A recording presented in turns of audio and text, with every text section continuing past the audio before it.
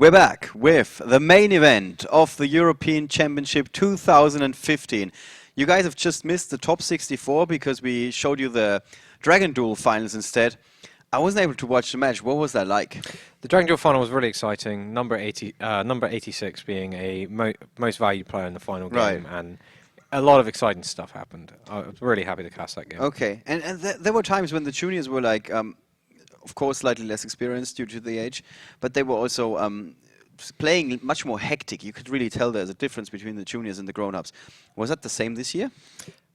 Not so much. I mean, there was a couple of moves that were a little bit questionable that you usually see some of our higher level players in the other event that's happening performing really well. And there's more things that you miss that can make a big impact, but both of these guys are playing to the best of their ability, and that's still well beyond what and you should never discard the fact that it's super hard to play when there's a camera on your face the whole time. Oh, yeah. Sometimes it's also very hard to talk when there's a camera on you, and so that makes sense. So going back to the main event, we were expecting to see a lot of Necros. Yes. And here we got 4 sheets spread out with gigantic tree brackets. And those are telling us what players made it to the top 64. You can find that information, of course, in the written coverage of the event. And also, we're going to have a breakdown of the deck and countries. So looking over this list, we see quite a few familiar names. And something that Tommy pointed out, our scorekeeper for the event, is that this time, many of the top 8 players, after the final standings, advanced through the top 64 and are now in the top 32. Because very, very often in the YCS, we have seen this in the past, like 7 out of 8 guys that were leading the pack getting kicked out. Yeah, by the lower ends of the bracket, which could suggest they're playing some more off-the-ball techs. It backfired on them early and it pans out for them in this card. Yeah. Matthew Mills, in case you're wondering, the hero player who we had on our stream yesterday, was able to overcome Wietse Kleutenberg. So heroes are still in. Heroes could still win this tournament. Then we had Michel Gruner versus Alistair Bowman, Necros Mirror, Alistair advancing to the top 32. I won't be going over all of the names here, but just a few highlights. We had Daniel Benson, who we saw in our last feature match of the main event. He went up against Benedikt Jung, won again, so Shadol's also still in the tournament. Then we got Long Dao, the Czech national champion, even though he's from Austria, with his Klee deck. He also advanced to the top 32, and that's interesting because he told me that he lost the last round yesterday because his opponent was like, oh, I'm going up against Klee, and you're going to side into towers after the first game. And Long was really upset. He was like, I don't want to have a feature match anymore now. So the secret got out a little bit sooner than I thought. Yeah, and that's pretty much it for here. We had the mother of all duels in Federico Sopini versus Joshua Schmidt. Now, if you're a long-time follower of the coverage, you know that these two guys have had memorable matches in the top cut a couple of times before, 3 times. And every single time Joshua Schmidt gained the upper hand, I think. Yeah. Today, it was Federico Sopini advancing with Klee to the top 32. Then we got Luigi Alici, another famous Italian player, making it with Klee as well. Seems like many Italians are going for Klee this weekend. And then we got Nicolas Petz, who we saw in our feature match earlier. He advanced with Sotella Knights, so he's still in. And that's pretty much it for this. 3 out of 4. Here we see, very interesting, the Belgian national champion, Marvin Schmidt from Germany, playing Burning Abyss. And his opponent, Christophe Basset, was also playing Burning Abyss. So Burning Abyss Mirror, Christophe won, kicking out the national champion, and he's now going up against Alessandro di Patria. Should be even the Italian pronunciation there. The reigning Italian champion won with Burning Abyss his national championship, as far as I'm aware, and he's also playing Burning Abyss today. So another Burning Abyss mirror, and since we didn't feature them all day, and we didn't have enough Italians on the stream, let's take you to the feature match table where these two guys are getting ready to get their game on in a Burning Abyss exclusive match between those two. So we got the app for you guys, so we can bring up all the cards on the right hand side. And there you can see Alessandro on the left and Christophe from France on the right. And I remember Christophe, I think we featured him at one of the past events. Possibly. Looking at the deck lists, Christophe, interestingly, is playing 3 Absolute King Blackjack. That's a really interesting take on the Burning Abyss deck, because he's also playing 18 traps, only 2 spell cards in the entire deck, and that's Raigeki and Foolish Burial. Really interested to see if these blackjacks make all the difference in this matchup, because they give you such control over the top set of your cards and allow you to get your trap cards in surprise to your opponent in your opponent's turn, and you can use them as soon as you set them, which sort of breaks the rules of trap cards. And there's a couple of cards, unfortunately, in French that I can't read, but we'll see them as they come up. We're going to be able to tell what cards they are, thanks to the artwork, of course. So Christophe seemingly goes first here with a Foolish Burial. Sending Graph to the graveyard, which will allow him to special summon another monster from his deck. He's got another copy, and he's also got a Fire Lake, Raigeki Break. Very typical for the Burning Abyss deck. Yeah, he goes for Skarm. One more card we're missing. Let's take a look at Alessandro's opening 5 in the meantime. Mistake, Breakthrough. Yeah, Breakthrough Skill, Fire Lake of the Burning Abyss, Rubik, and Skarm. So he's got quite a few plays open to him. And we're going to see Dante coming down. Yep, and he's most certainly going to detach Skarm. What are the odds that these guys, that Christophe knows that he's going up against Burning Abyss, and how does it influence his decision making here? It's going to make his removal means he has to time it better for the time when it's not as bad, because all removal that you're playing is really bad. And hitting that absolute king blackjack there is a little bit unfortunate, because if he wants to use the Skarm effect he just detached, he's going to shuffle the cards that he's just altered. But if he doesn't take that Skarm effect, he's telegraphing a powerful trap card on the top of his deck to his opponent. So that's a bit of a grisly position to be in. But then if he didn't see any trap cards he cared about, yeah, he's going to take the Skarm Surge. Yeah. It's too powerful kind of not to. I can't see many traps in here he'd want to keep. We do see Mistake and Breakthrough Skill, which could make the difference here. Although Mistake is not really good against Burning Abyss, as they're only searching with Skarm. Yeah. In this, so that's kind of. Now both players know that they are playing Burning Abyss, of course, with Alessandro starting with Rubik, and Skarm follows suit. Yeah, quick synchro summon. No, he's going for the XC. He's also going for Dante, but he's going in defense mode. And what is the most important part of playing the mirror match with Burning Abyss? You said that it's quite skill intensive. Yeah, you're looking, because all your removal cards that are traditionally really good against your opponents are really bad. So timing is crucial, because you're always going to be in a position where your card is suboptimal. For example, that Raigeki Break gives destroys the Dante and return something. Something comes back, and the Skarm's still going to go off. But making sure that Dante doesn't get to send the top 3 cards to the graveyard is slowing it down. There is quite a bit of variance in this match, because Dante's hitting multiple Burning Abyss monsters can just break the match wide open. Which is why the timing is crucial on how you play all of your cards. Right. I actually put the match in Christopher's favor, looking at the decks, because I think the King Blackjacks are so good at getting towards cards like Phoenix Wind Blast and his other heavy line of traps, and there seems to be quite a few cards in Alessandro's deck that makes him better equipped to fight Necros, but maybe less so than the Burning Abyss mirror. Interestingly enough, because some people think, oh, this must be the only 2 Burning Abyss players remaining.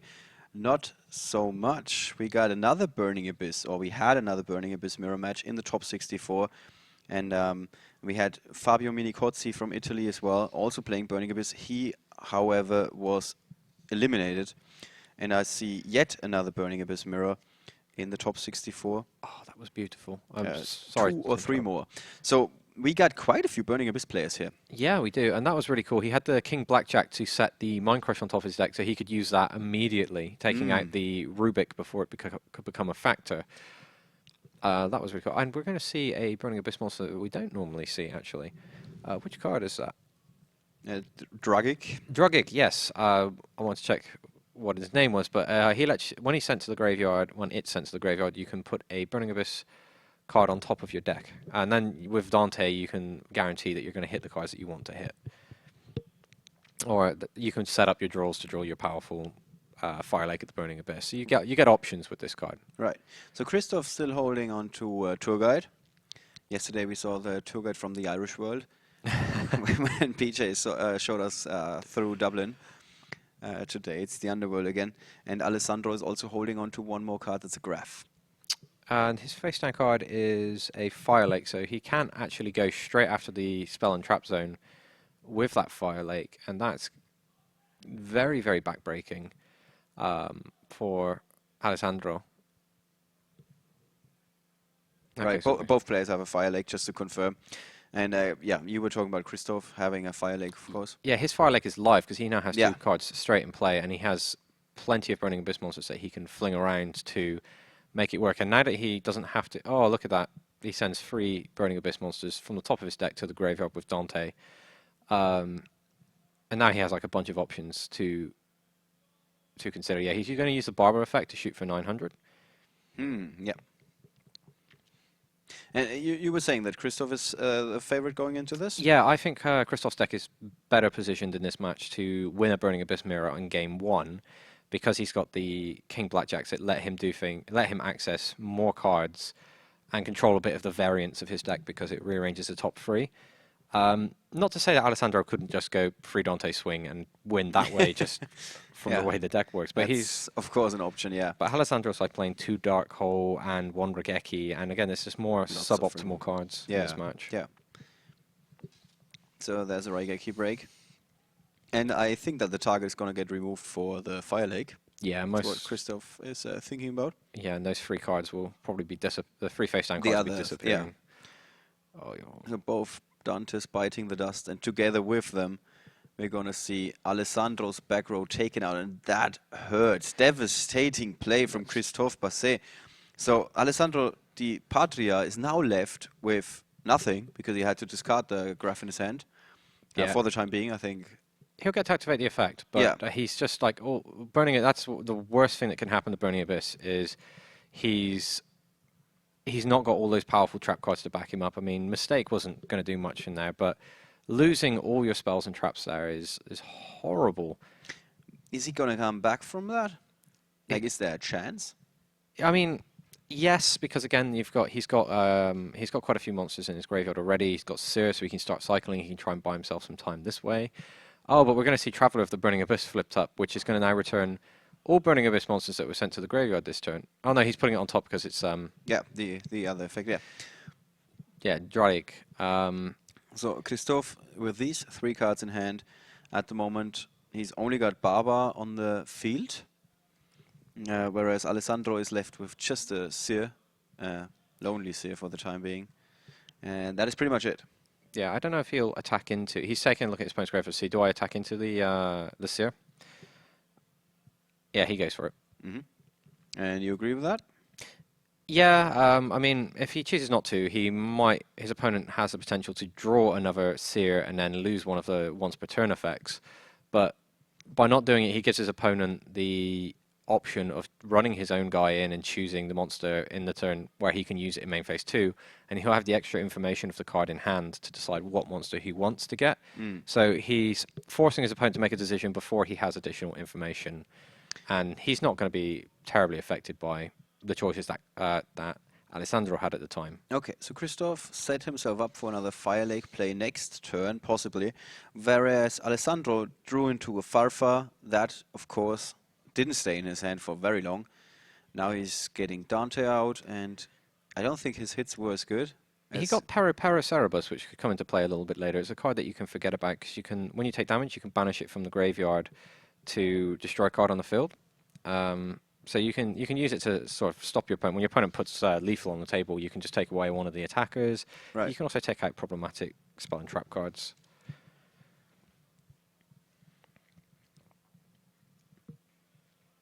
Right, so Alessandro now having control over the field, however, that doesn't mean that much. He gets 1 search in. Yeah, from the Scarm. Oh, he's banishing a card? Yeah, I know he used another Barber to just start softening up Alessandro, because he's just getting the extra shots in.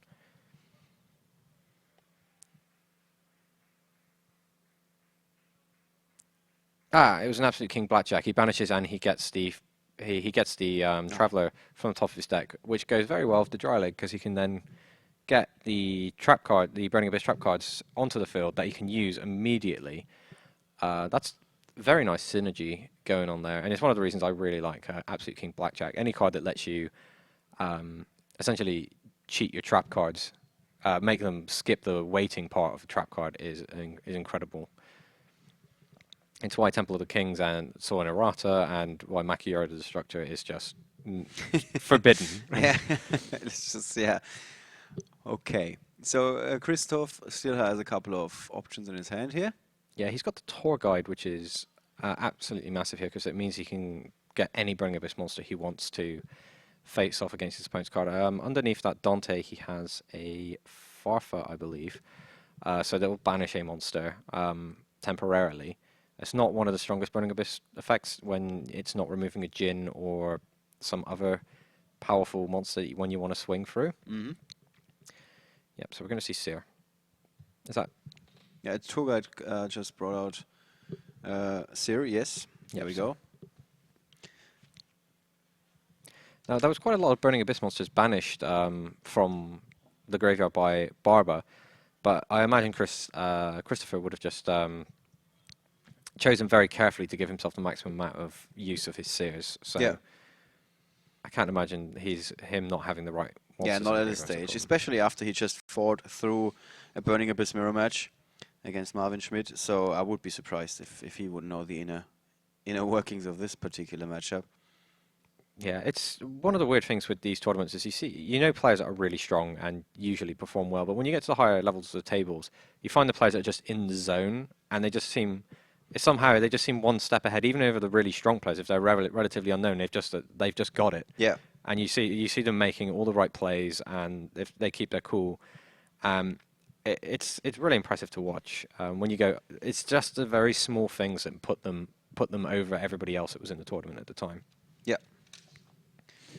All right. So we got two Dantes. That's possibly going to be a big swing for Christophe.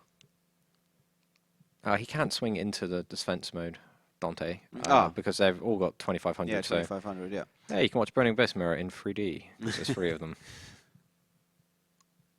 Okay, and he used the Fire Lake now? Yeah, so he gets both his Dante's effects to add cards back to his hand. And that didn't seem like the most favorable trade here.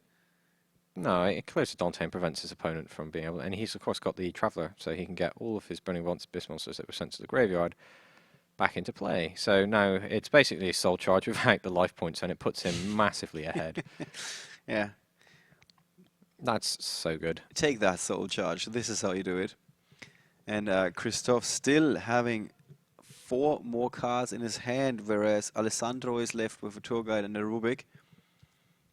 He's got no spells and traps that he's currently stuck with, so he does still have the special summon effects of his Burning Abyss monsters to mount a bit of a comeback. But the Traveller, that was very strong, because those Dantes will replace themselves. The Virgil can answer a lot of things, and it also replaces itself. So you don't really mind if the Fire Lake of the Burning Abyss is like when you're losing 2 cards, when you gain 4 more cards or 3 more cards, it's thanks to the Traveller afterwards. It's kind of the math I like. I give up 3 cards and I get 4. Feels a little bit like a roller coaster, right? It's proper investment banking there. It's like, I give up 3, I get 4. Yeah, the Burning Abyss hedge fund is going strong here. The never-ending hedge fund, it would seem. All right. And yeah, he's the Pero. And yeah, Alessandro is accessing his deck here. And we're also at the stage where the graveyard is much, much larger than the deck, in fact. With, I think for both of these players almost, with so many searches going on. Yeah, one of the things that can happen in Burning Abyss, it's very unlikely because it puts so much damage out very quickly, is actually putting yourself into a position where your opponent can just set up a game state where you end up drawing out of your deck. Yeah. And I don't think that's going to happen here, because both players need those resources in their deck to fly through, but both are going to be very aware of like when to stop using Dantes. Burning Abyss is the one deck where you really need to be careful with your Max C. Oh yeah, you might end up getting decked. That has happened before. Yeah. All right, so here is the huge swing that we promised. with this impressive field for Christophe Basset. Yeah, I believe that's a Barber in play, is that right? Yeah, it's Barber. So there's another 900. That would be the third shot from Barber. He's aggressively using it, using these cards. And we're going to see another XC summon. Yeah, it's hard to argue with that. Like, it certainly seems like the right use. And he's got the Mecha Equipped Engineer, which will allow him to protect any of his monsters from destruction of his opponent's cards. And he can also detach that Barber at will, which will allow him to then shoot another 900. There's only 1,200 life points left on the Alessandro. And yeah, that's a pretty solid field to be facing down, because the Mecha Equipped Engineer can protect the Virgil, and the Virgil can then answer any sort of wall he tries to put up. The Tour Guide is big. Mathematician, I think he's only got one normal summon, and Tour Guide is definitely the stronger normal summon. So Mathematician and Tour Guide, they kind of equal each other out, or you cannot use both, of course. Yeah, this is one of those bad places to be in with normal summons. Yeah, the Tour Guide being much stronger than the Mathematician in this position. So that's essentially, that Mathematician is a blank card in his hand. The Rubik isn't, because you can special summon it after this. So he's just going to be stuck with a Mathematician. I don't believe he's going to get another turn after this one if he can't answer this field. And it's going to be incredibly unlikely. Those Dantes in defense mode are huge. The Mecha Equipped Engineer will protect anything else. Yeah, okay, so he's going to try his chances on the Dante. And he sends a Karma Cut. The guy goes, hold on a second. I want to shuffle your deck. Alright, so now we're going to see Athena Griefing, Libic, and Mistake. How many resources does have Christophe left? I mean, at the moment he might not have to worry about that, because he's going to be able to just push through. But is there a chance that he's going to run out of any more options after like this big swing here? Well, he has everything he needs to win the game on the table right now. I think he still has a bit of a follow-up. I'm trying to remember the number of graphs he's gone through. I think I've seen 2 graphs so far, 2 Skarms, 2 Blackjacks. Well, no, single Blackjack, and then he banished it for the Mind Crush, and then banished it for the Traveller. He's gone through 2 Fire Lakes, but then the Dantes keep adding cards back, and they can get these cards back as well. Yeah, I think so. He's not going to run out of steam anytime soon. He's ready. He's not going down. Okay, but still, you gotta say Alessandro coming back here. Yeah, seemingly he's going for Utopia F-Zero, I believe. Yes, this is a card that you don't see very often. If it would be destroyed by a card effect, you can detach a material to prevent that destruction. When it attacks into a monster, you take no damage, but you can then take control of your opponent's monster. Yeah, okay. So what are we seeing here? So he got rid of Virgil, the Rockstar of the Burning Abyss. Yep. Oh, you can only control one Virgil. I think that's the text. That's why he's attacked into it, taken control of it, then he's only allowed to keep one. Of course, he's going to keep his own one. Right. I'm thinking the question here is, can he even take control of it? In the first place. Because it would result in him actually making an action that intentionally breaks that restriction. But that's an effect of Virgil. It's not like game mechanic or anything. So I think that should be possible. Yeah, we'll see what the judge comes back with here. Yeah. One of these unique situations that you don't really plan for in advance. Yeah, and I think it's also the first time I've actually seen that card. Utopic Future. Yes, it was actually played in a really long FTK deck because it allows you to... It has no ranks, but its original ranks treated as 1, and you XE summon it by using 2 XE monsters with the same rank that are not number monsters. Right. And it's surprisingly powerful. Here we go. Yeah, we see Barbara went to the graveyard, and then another Barbara coming back up, and then Barbara's just going to shoot him again. So that would actually be 4 uses of Barbara, disappearing with 3,600 life points from Alessandro. Wow. So basically we've seen the Burning Abyss version of Soul Charge, Yeah, of we the did. Traveler, and now we've seen the Burning Abyss version of the Gaga Cowboy. Yeah, it came out in the Traveler of the Burning Abyss came out in the very first set that the Burning Abyss monsters appeared in, Duelist Alliance, and back then it just kind of, you could play it, but there wasn't enough efficient ways to get rid of your Burning Abyss monsters. Fast forward a little bit, Firelake came out, and people were still not really interested in playing Traveler of the Burning Abyss. There were other things going on in the format at the time, I imagine, which made it not as impressive. And then we've come forward to this event, and you've got people just playing like the odd one, and it has the potential to break the entire game wide open for you, and just let you end up with so much more than you put into your investment for these removal effects. Right. So that is the first game between those two, and both of them have just, as I said before, won their top 64 mirror match between Burning Abyss. But Christophe really seems to have the version of Burning Abyss that is equipped for this particular matchup. Yeah, so what we're looking at in the side decks here is we see compulsory evacuation for Christophe. He's got compulsory evacuation device, which can take out Dante's. It's not amazing because they just reused them. He's got Chaos Trap Holes. Chaos Trap Holes actually could come into play here because they can stop the Dante entering play, and then you get nothing back. Mm-hmm. Galaxy Cyclone as well, which is very good because there's a lot of back row cards in this match. Unfortunately, there's not a lot of face-up cards to then use the extra effect from it. And one of the cool things is you can actually send them to the graveyard with Dante. And Alessandro is playing Flying Sea in the side deck. That is a card that can interfere a lot with Burning Abyss. Yeah, Flying Sea is a massive problem for the Burning Abyss deck because it can't summon any of its monsters as long as it's holding a Flying Sea. And to get it off the field is usually quite challenging because you're not using your Firelake for it because you can't get your monsters on the field with Flying Sea. Yeah. So you can look at things like Regeki Break to answer it. Yeah, but then you're losing like a lot of cards. Yeah, you're throwing cards out to deal with a Flying Sea that your opponent gave to you and already took a bunch of your cards away from. Yeah. And another card that pops up here is Majesty's Fiend. So Alessandro's got some very powerful and crippling cards. There's also Max C. Max C is very good in this matchup as well because of the amount of special summoning that happens. You Yeah. can set your field up so your opponent has to deal with it, then Max C. And then while your opponent, if they just end their turn, they're in a terrible position. If they carry on, you have a follow-up. And you've got Max C and Majesty's Fiend. Majesty's Fiend dealing with every monster effect possible. Right. In case you're wondering, the reigning European champion Eugen Heid is also still very much in competition.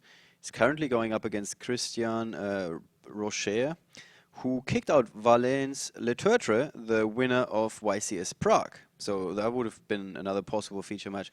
Another interesting match, Christopher Nielsen in the top 64. Christopher Nielsen, a former Danish national champion, going up against Matteo Mastrodonato.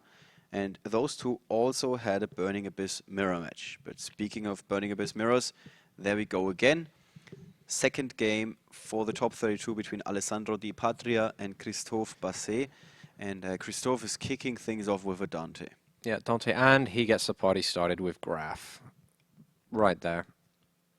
So he's going to get the summon. That's just awesome when that happens when you go for your turn 1 Dante to set up and then you hit the Graph. Right. It's just such a massive gain right there. It is Allez les Bleus here with the French in the driver's seat, slowing down the Italian national champion. And let's see what other cards we got here. Galaxy Cyclone stays in hand, and his field is now Fiend Griefing and Phoenix Wing Windblast.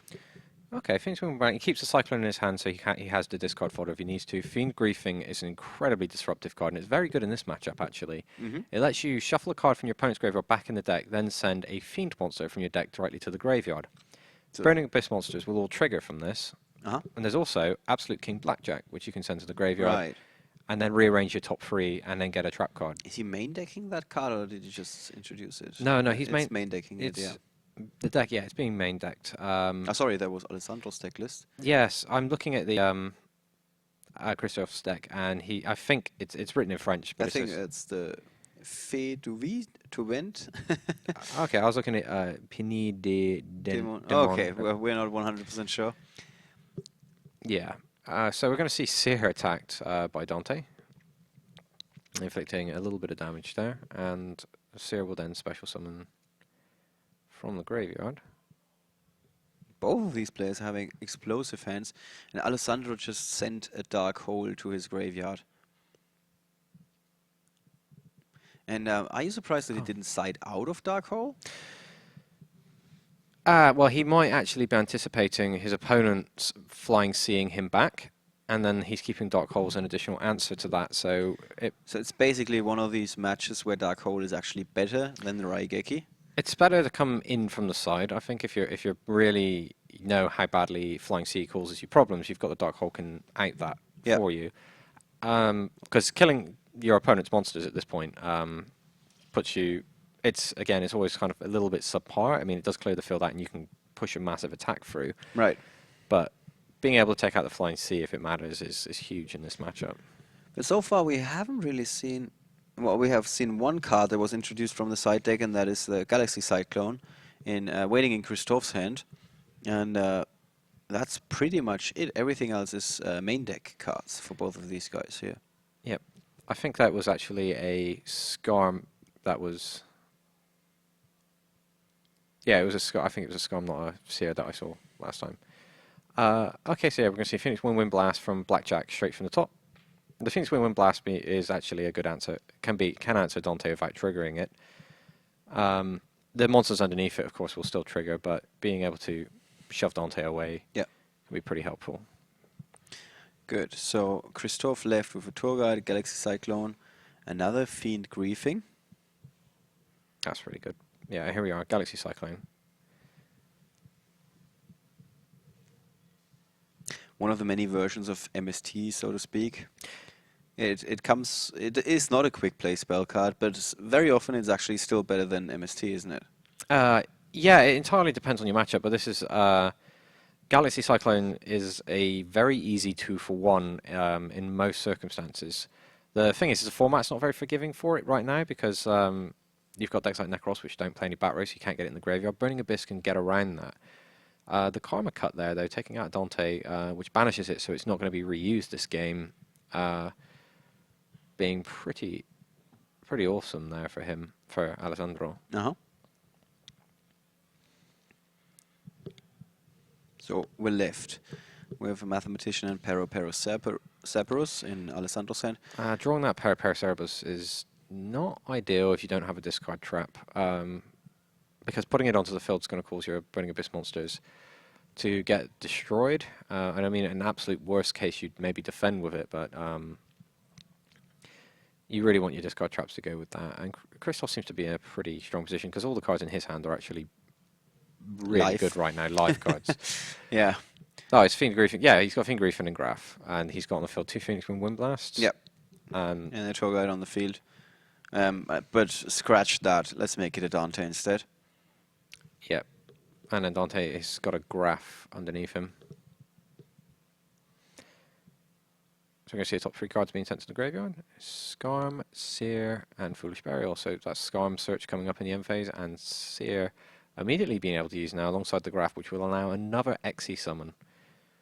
This is really good for Christopher. Yeah, it's going pretty well. The mills have been in his favor, I would say. Yeah, well, it's in a high variance with high variance cards like this. He's getting lucky and he's playing it well. I mean, that's an absolute best thing you can do. Yeah, that's the best combination usually. Yeah, someone told me once that luck is where preparation and opportunity present themselves at the same time. Yeah, when preparation meets opportunity. Yes, and yeah, if you're prepared for this match and you know how to use the variance to your advantage, then it's going to play out for you. Yeah, seems like that is the case. So again, Christophe left with just 1 card in hand. The Fiend is going to set that later this turn, and Alessandro with the Mathematician, the Pero Cerberus. And his field, that's slightly misrepresented here, is no longer that. The Karma card is gone. Oh, we're seeing Absolute King Blackjack being sent to the graveyard, which means that's going to get another trigger. And the best thing about Absolute King Blackjack, and one of the other reasons I can't talk highly enough about this card, is your opponent doesn't get to see how you rearrange those cards. So you can make the best decision you want to, and your opponent has no idea if you've just looked at three blanks, Or if you've gone ahead and like put things like Karma Cut straight on top of your deck, so in Yeah. your opponent's turn you can go, surprise, Karma Cut you didn't account for. And if you are one of the players that is able to like mind game your opponent, this is gonna be even more of an advantage. Yeah, and you can also do cool tricks with it as well, like your opponent won't expect. By putting a Seer on top of your deck, you banish it from the graveyard, you reveal top card. It's not a trap card, so it gets sent to the graveyard and triggers your Burning Abyss, and it's like, oh, Seer triggers or Graph triggers, and you can then immediately get the effects off. Right. Very, very versatile. I'm very, very happy to see this card in this deck. And in this very moment, time has been called in the top 32 downstairs, and the rest of the field, we got, I would say, another 8 minutes at least. Yeah, we started a little bit later with this one, so don't worry, guys. This match is gonna last for a little bit longer, but we're gonna soon have the results in of the other top 32 matches, which we will be able to show you after this match when we continue with the top 16 feature match. But let's not get ahead of ourselves. We still got at least one more duel to finish and a possible third one. Okay, so we're going to see a tour guide searching for Graph. And there's a second Dante coming down. Yeah. So 4 Dantes right there. We just need one more in play, and I can make the 5Ds joke I've been holding back for so long. I'm actually just not going to wait for him. I'm just going to throw that in there now. Okay, so I think that's a Barber that's being sent to the graveyard for Alessandro, so he can banish 3 of his monsters, and he just uses... Yeah, he chooses 2 monsters to bring Christophe for 600. I'm not sure this is what they had in mind when they came up with the name 5Ds. No, back then Burning Abyss was not even imagined, I expect. Yeah, nobody came up with the idea of, hey, let's revisit some Italian literature from the medieval ages and turn it into a Yu-Gi-Oh deck. Yeah, that hadn't come up at that point. Yeah, It was like back then I think it was still more dragons. yeah, that as well, and cute little monsters meeting desserts. Oh, Medolce. No, Medolce came much later as well. All right. But we had like the synchro monsters where the idea was, hey, play all these guys that are really weak on their own, but then get really good. All right, it's back to Christophe, who just drew into a Phoenix Wing Wind Blast. He doesn't have enough cards to use with his already 2 face down. Yeah, Wind Blast. he's drawn into the maximum number, all 3 Phoenix Wing Wind Blast, and that makes it seem at least a little bit like the Burning Abyss deck sometimes can struggle with its draws.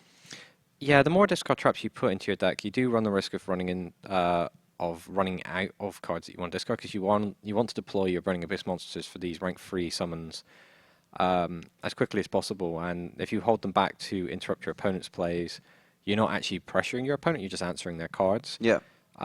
So by putting like 3 Karma Cut, 3 Phoenix Wing, Wind Blast, 3 Regeki Break, that's 9 cards that you potentially could use. So that's 9 cards you can deal with, but that's 9 cards you have to discard as well. And with the exception of Burning Abyss, there's not very many decks that can discard 9 cards and be okay with that. Yeah.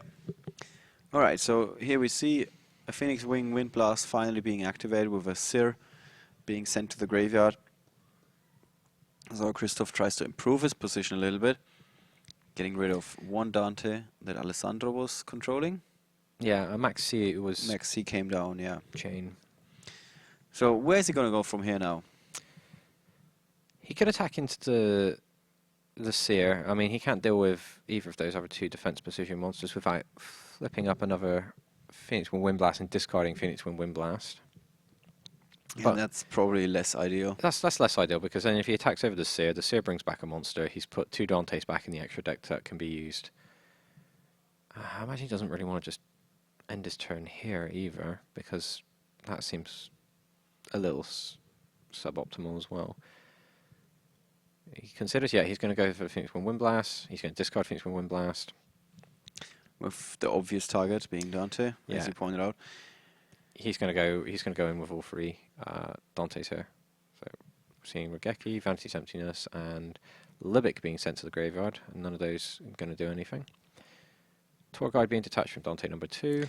It's also quite unique that these 3 cards are not going to do anything. Yeah, the Scarm will do something in the end phase. There. Okay, so we're going to see 2 Dantes go into attack mode. And let's see, is Alessandro going to be able to come back from this after the dust has settled? And Fiend Griefing is being flipped in response to Seer. That's actually not possible because it's in the damage step. Brings it back in the damage step. Yeah. But I think that's why the card was returned face down again. Yeah. So they immediately caught the mistake there. Said, wait a second, damage step. So slow down there. Hold your horses. Okay. No, hold your Dantes. So we got 2. Sorry, that was pretty good. So he's got 2 Dantes in defense mode. The question is, does he turn them into downward magicians in main phase 2? Of course, doing so would cause the Barber to be destroyed. He might just decide actually he doesn't want to do that. Yeah, it looks like he's not going for that. He's currently accessing his deck for the Surge effect. Yeah, for Scarm, and his opponent will do the same. Right. So Christophe is just holding on to Dragic, Malebranche of the Burning Abyss, and that's it. All the other cards are on the field. Whereas Alessandro, he's now got a loaded hand, lots of cards. We have Pero Sephiroth, a card he doesn't want to draw, Mathematician, Galaxy Cyclone, and he now knows what the target for Galaxy Cyclone would be. He's seen the Fiend Griefing. Yeah, he knows it will get chained if he does that, and then we'll see. He's probably going to save it for another card. This is good. He's just drawn a search for Rubik, so that now gives him a play with Seer and Rubik, because he can special summon the Rubik, normal summon the Seer. And then he has access to a Synchro summon, but I believe Virgil requires you to discard a Burning Abyss card in order to use his effect, and there's not another Burning Abyss card there, so even that Synchro summon not so good, so maybe he goes for a Dante. Oh, he's got Dark Hole. There's a Dark Hole. And now the Fiend Griefing is being activated. It's definitely not the worst Dark Hole, but still, like you said, it's not doing that much with the Dante's triggering. Yeah, it just sets Christophe up for a massive turn next turn if he survives here. But he gets to send a Fiend from his deck to the graveyard, so the Dark Hole, he could just send something like Seer to the graveyard. Dark Hole, oh, he's going to go for a King Blackjack, so he could have sent Seer to the graveyard. Dark Hole resolves, destroys all his monsters. Then Seer resolves and puts Dante back in defense mode, which is a pretty big wall to be dealing with. Yeah. He goes for Blackjack and decides, actually, you know what? I fancy my chances. Hit me. No, not literally. I want you to hit me as hard as you can. I'm going to double down on this. Right. But we all know first rule of the Burning Abyss, don't talk about the Burning Abyss. Yep. All right, so now we're going to see Dark Hole resolve. And yeah, so we've got 2 Dante triggers and a Barber.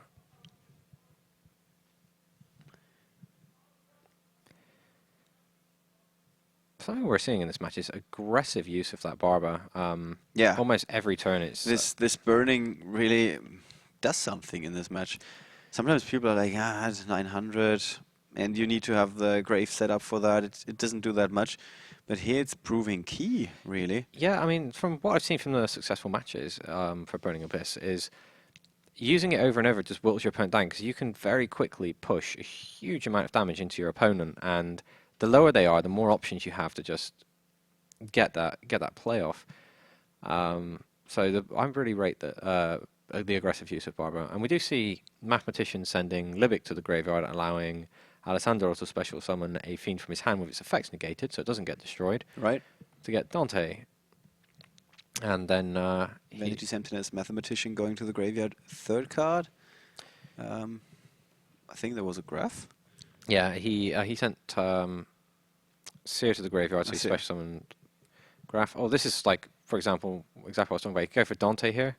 Yeah, this is huge. We're going to see. That's a very big swing. Is it going to be enough? Well, actually, there's the Blackjack still in the graveyard. So whether or not that can swing this, because his opponent is like, he can smell the win. He knows he's going for it. The guy, there he is, very calmly, Christophe. No, he picks up, obviously, the card in the top 3, not actually, not going to be an answer to that push. Oh, okay. But it could have very well have been. He could have been, yeah. banished the blackjack and be like, yeah, okay, I've got the answer, and then survive and then get back into the game. But you said that Christophe could have played this differently with a Dante in defense being the outcome. Yeah, he could have. I don't know if he ran out of seers. That might have been one of the reasons he didn't do it. But he, for after the Dark Hole resolved, if he just instead of sending blackjack, would have sent something that would have allowed him to get seer back in the graveyard. He could have then resolved the chain, then brought the Dante back in defense mode. Mm-hmm. And it would have made Alessandro play slightly differently. I don't know if he'd still been able to get enough through. Right. But that was another play. He took a chance on the blackjack, and it just looks like it didn't pay off there. All right. So now it's 1-1 between those two, and Italy. You guys are still in there, and I think you guys are going to be happy with how that went down, that second game, with your national champion still having a chance of advancing to the top 16 already. Are there any UK players left, considering we're... Yes, Matthew Mills. Oh, Matthew Mills, yes, playing with the Heroes, of course. And other than that, I didn't write down all the nations as well, because it was hard enough to find all the decks. I think Alistair Bowman, I think he's from the UK. Yeah, and I wonder if there's any Irish players still in here. Not certain about that. But overall, it doesn't look too bad for the UK. And I mean, with having the most representatives, Bradley Haywood, I think, is a UK player.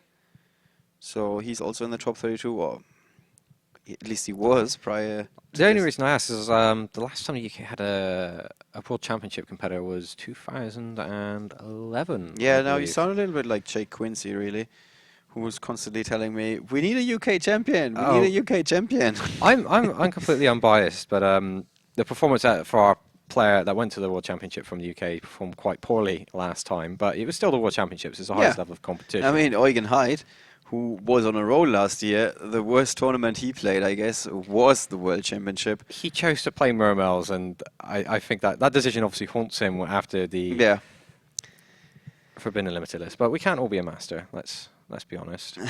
No, we can't. I mean, the only way that I'm going to make it into the finals is when I'm doing commentary, not when I'm playing. This is about as close as we need to get, really. Yeah. All right. Sometimes I question, like, if I'd have the stamina to get through day one, whether or not I keep up the players. That's something I'm quite happy to say. Yeah, go on, I'll keep up with them. But then I'll get to the end of day one, I'll just be like, I'm so tired. Like, I just can't do this, guys. I'm going home. You've got it. Here's a match slip. It's fine. Right. So off we go with the third and final duel in this particular match, and possibly in the top 32. I don't know how many results are missing. Maybe I can check that out. Okay, seems like our feature match is now also in the timeout. So there's a very good chance that this is actually the last match that is going on in the top 32. Yeah, most likely. Okay, this is going to be close.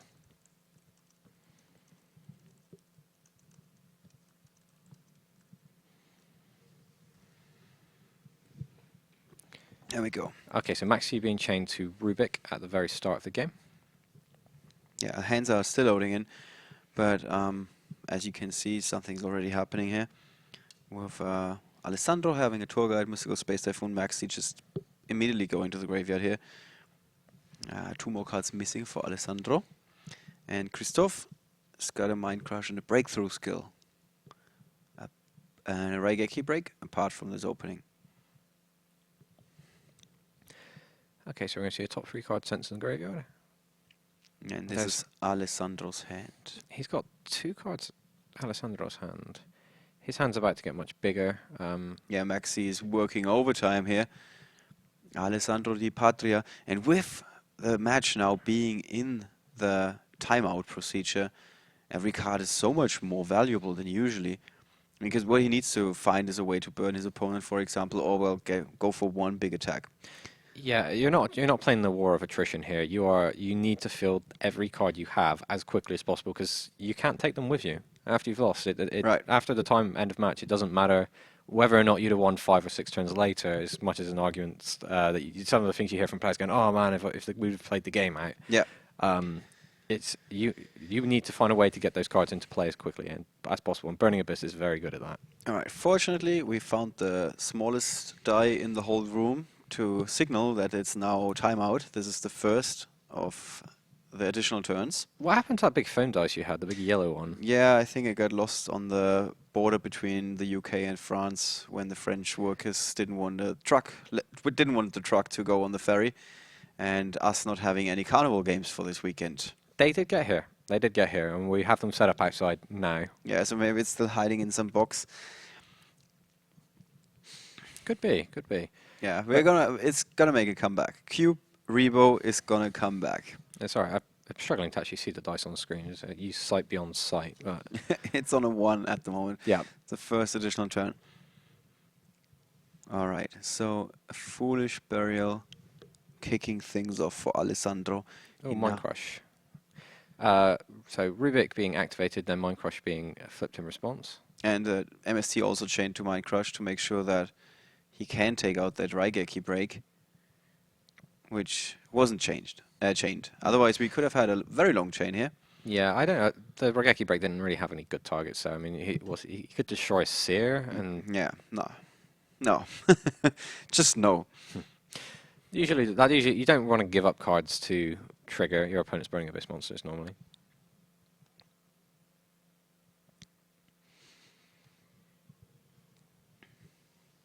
All right, there's a Dante card we see for the first time. Well, yeah, this never Not. happens. Yeah, I think this could very well be the card that is the most special summoned card in the whole tournament, almost. If Burning Abyss is at least close to the top few represented decks. And then we have a tour guide coming down. And let's see, Christophe is left with a breakthrough skill in hand. Do you agree with the decision to not set it on the first turn? No, I mean, that would have gave him more options to potentially get his opponent to Mystical Space Typhoon. Then again, he needs to have something to discard for Raigeki break. Yeah, exactly. So I guess he would that's have the been, reasoning here. he Yeah. would have blanked his Raigeki break. So he possibly held on to that for that very reason. Also, discarding a breakthrough skill is definitely not as terrible as discarding a Phoenix Wing Wind Blast, for example. Absolutely. And we see Barba actually being summoned off of the tour guide. Yeah, it almost looks like he's got all 5 monster slots filled, but that's of course not the case. Where thanks to that Dante, making it a little bit confusing. It's a huddle of monsters, really. Looks a little bit like a rugby game. Yeah. Oh, wow, we see Nightmare Shark as of end of match procedure. So we're going to see the top 3 cards going into the graveyard, thanks to Dante. Galaxy Cyclone, a Mathematician.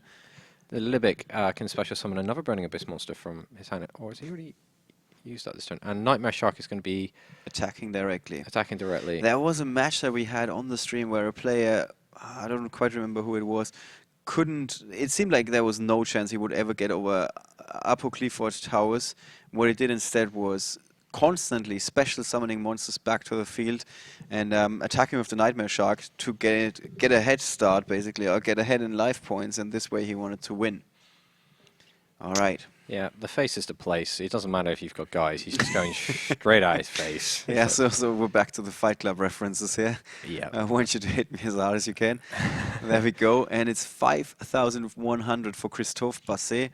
And we're in the second of the additional turns in the end of match procedure in our top 32 match. There's 2 giant downward magicians as well, which have piercing. So that's going to be able to get in and do a lot of damage if they're left unaddressed. And we did see Blackjack go to the graveyard. And Alessandro's still holding on to another Max C. So if Christophe goes big, and he needs to go big, otherwise he goes home, that Max C is going to play a very big role and allow Alessandro to again refill his hand and maybe push again for a second time. Well, this is the exact situation that I was talking about earlier, where you set up your field that your opponent has to address. He can't just pass. Yeah. And then the Max C is just going to be like, okay, I'm going to have a follow-up. Yeah. And he's more so than ever in the overtime, of course. Christophe cannot afford to not continue special summoning monsters once he goes for it here. Yeah. So he's going to attack with Dante. Attack with Dante. Looks like it. He's going to lose his Dante. But that's of course what he wants to do, I guess, to trigger the effect. Is there a great target for Dante in the graveyard? So in his hand, he's got a Breakthrough Skill, Compulsory Evacuation. He has no Burning Abyss card, so it means he's got...